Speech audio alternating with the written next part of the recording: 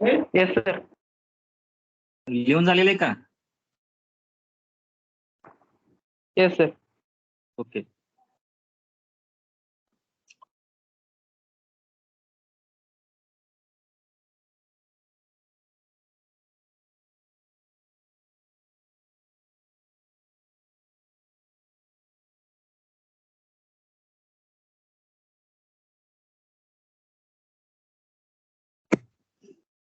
Okay, let us proceed. So I will read the example. Conference room for sitting 100% occupant.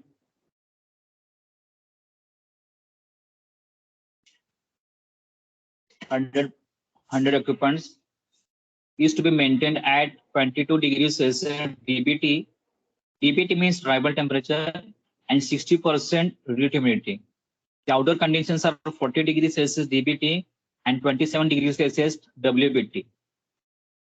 So the various loads in the auditorium are as follows: sensible as and latent heat load per person 80 watt and 50 watt, and lights and fans are 15,000 watt.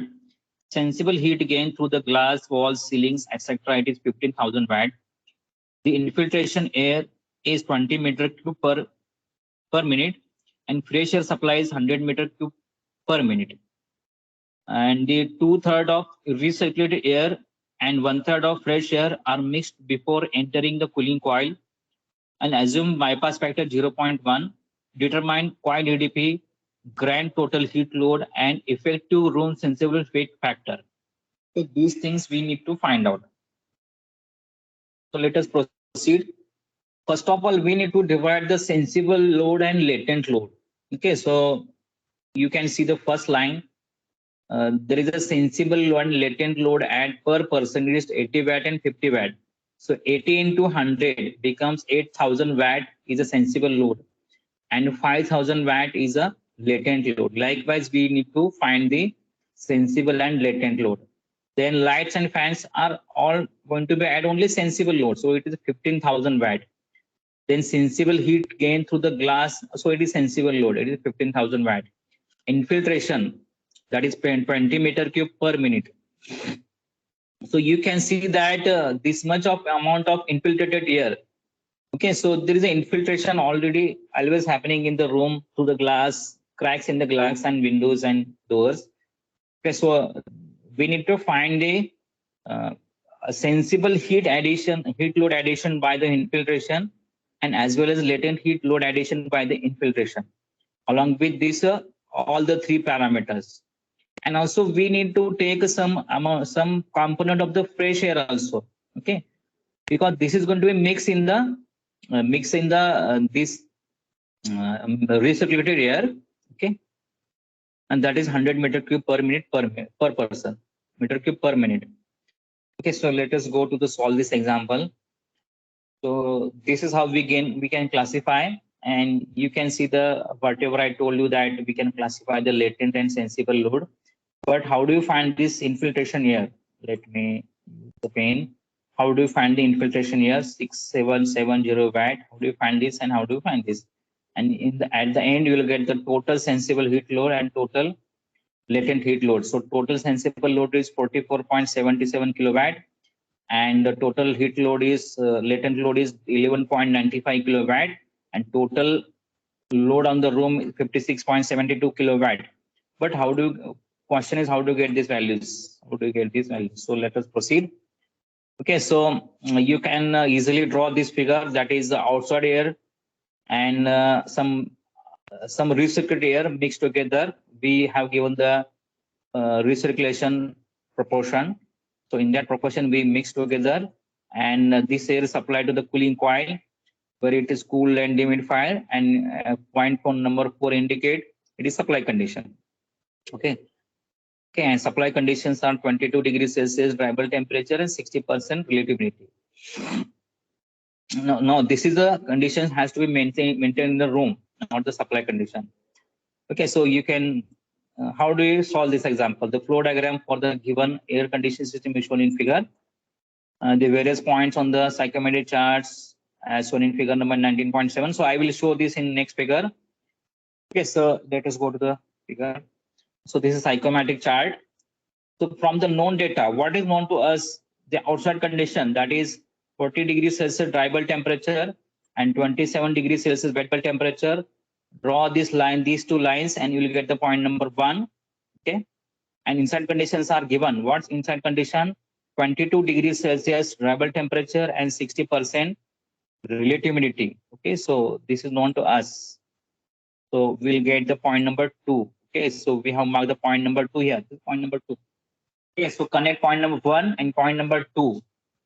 That is what's shown here. So first of all, mark the outside conditions of the air, that is 40 degrees Celsius dry bulb temperature and 27 degrees Celsius wet bulb temperature on the psychometric chart, and as a point number 1. Now mark the inside condition 22 degrees Celsius dry bulb temperature, 60% humidity as a point number 2. Locate point A by drawing vertical line and horizontal lines from the point number 1 and 2. Okay, so that is what done. From point number 2 horizontal line and from point number 1 vertical line, you will get the point number A. Okay. Okay.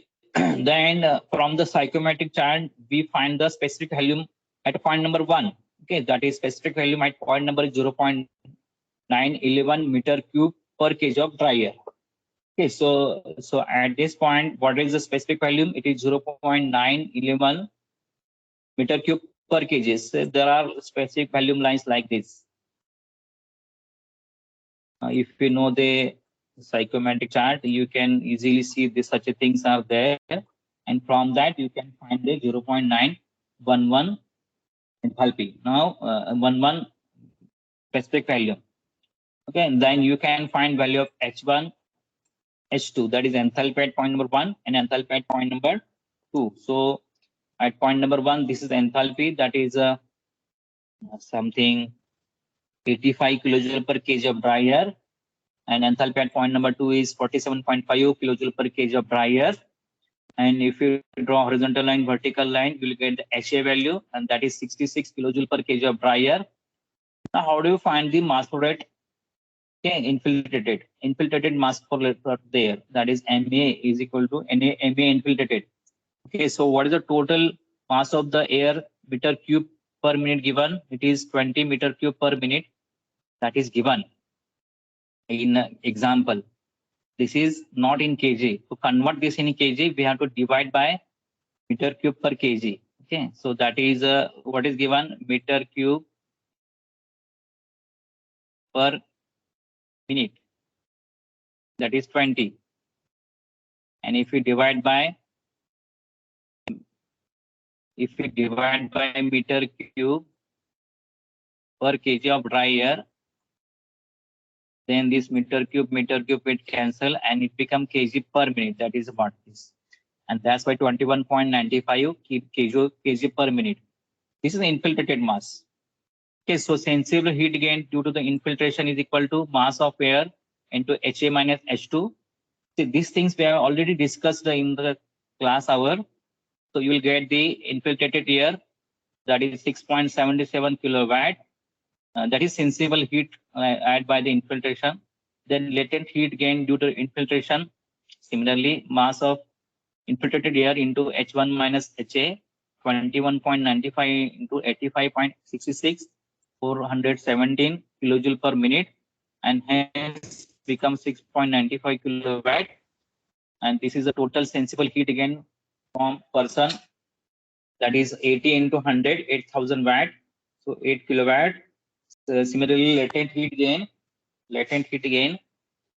from person is equal to per person 50 watt into number of person 100 become 5,000 watt, so 5 kilowatt. Okay, so you have to add all these sensible and latent heat load. So this is total sensible heat gain in the room, RSH, room sensible heat. It consists of sensible heat gain due to the infiltration, sensible heat gain from the person, sensible heat gain to the lights and fans, sensible heat gain from the glass walls and ceilings, that is given in example itself. So if you add on together, becomes 44.77 kilowatt, the table which we have seen before.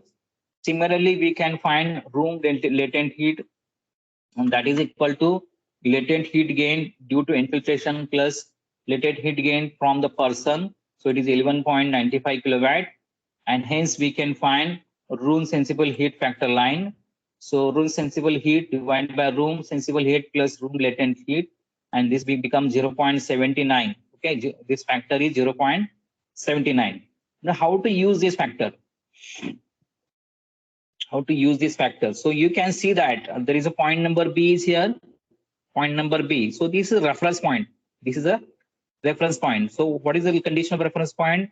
Its temperature is 26 degrees Celsius and its relative humidity is 50%. So that is called as your reference point.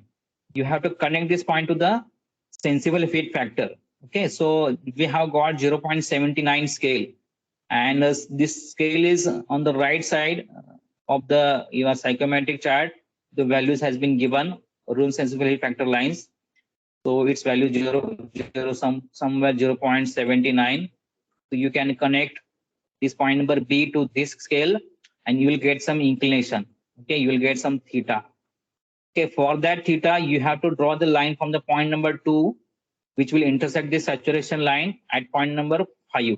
Okay, at point number 5. So that is called as a room sensible heat factor line. So 2 to 5 line we have got from the sensible heat factor line. Okay, so we have got point number 2, we have got point number 5, and we have point number 1. Okay, and how to get the point number 3? How to get the point number 3? So we have given the proportion of the mixing of fresh air and some inside air. Okay, so it is given in 2/3 proportion. 2/3 of the inside air and 1/3 of the outside air. Okay, so it is given once again. Okay, so since the 2/3 of the recirculated air and 1/3 of the fresh air are mixed before the entering the cooling coil, so you can see that the 2/3 of the recirculated air means inside air is maximum and outside air is minimum. Okay, so 2/3 means it is a larger part, and 1/3 is means it is smaller part. So what mean by this? What is mean by this? You can see that the point number 3 lies closer to the point number 2 and away from the point number 3. It means that conditions are more closer to the condition number 2. Point number 3 shows the conditions are more closer to the point number 2. And this is what the mixing condition. So point number 2 here is maximum compared to point number 1 here. That's why the point number 3 lies closer to the point number 2. Okay, so 2/3. So you have to, how do we mark the point number 3? Connect 2 to 1 line, and let's say it is 10 centimeter. Let's say it is a 10 centimeter. Then you can divide this length into 2/3. Okay. For example, so length into whatever the length multiplied by 1/3 divided by 3, and you will get the point number 3. Okay, so point number 3 should be close to the point number 2. Okay, whatever distance you have, divided by 3, and you will get some value, and hence you mark the point number 3. You can come to the institute at any time. I will show you physically. Okay, so at point number 3, we'll get the drivable temperature 28 degrees Celsius. Okay, TD3. So how do you find the apparatus dew point temperature? Okay, so we have given the bypass factor 0.1, and you can use the equation.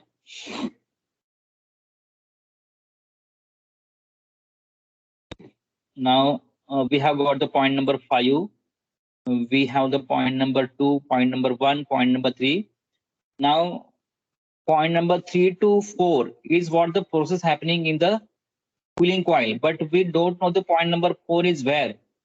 Okay, but point number 4 lies on the line number 3 to 6, but we don't know the condition number 6 is where. But we know that point number 6 is always less than the point number 5. Its temperature always less than the point number 5, and point number 4 is always greater than the point number 5 temperature. Okay, so TD6 is less than TD5, and TD4 is greater than the TD4 is greater than the TD5, and TD4 is also less than the TD2. Okay, so such equations is there. Okay, so we will use this equation bypass factor of the cooling coil is equal to TD4 minus TD6 went by TD3 minus TD6. Okay, so here we have to do some trial and error. Okay, so we have to use, there are two unknowns, TD4 and TD6. We know the bypass factor 0.1 and we know the TD3 28 degrees Celsius, but we don't know TD4 and TD6. So as a given values, in that proportion, you can put the values and try and do the error. So you can do the trial and error, you will find the value of TD4 13.15 degrees Celsius and TD6 11.5 degrees Celsius. Okay. So once you got these values, you can plot the line and use this equation 0.02 V1 into H1 minus H2. Okay, and this is what the outside here. And you'll get the value of 15 kilowatt. And then we can find the value of grand total heat load. Similarly. And by joining the, once you get the point number 6, connect this point number 6 to point number 2, you will get the line. Okay, that is called as the effective room sensible heat factor line. And you will get the angle. So draw the line from the point number B with the same angle, and you will get the value of effective room sensible heat factor line, that is 0.77. So this is what the example is there. This will complete the example here. Okay, and this is for the second example. Okay, you can similarly solve this example, and if any doubt is there, you can come to me, you can call me at any time. I will explain to you, or you can either you can come to the institute physically, I will show you. And we will end this session here, and also we will end the syllabus here. Any question?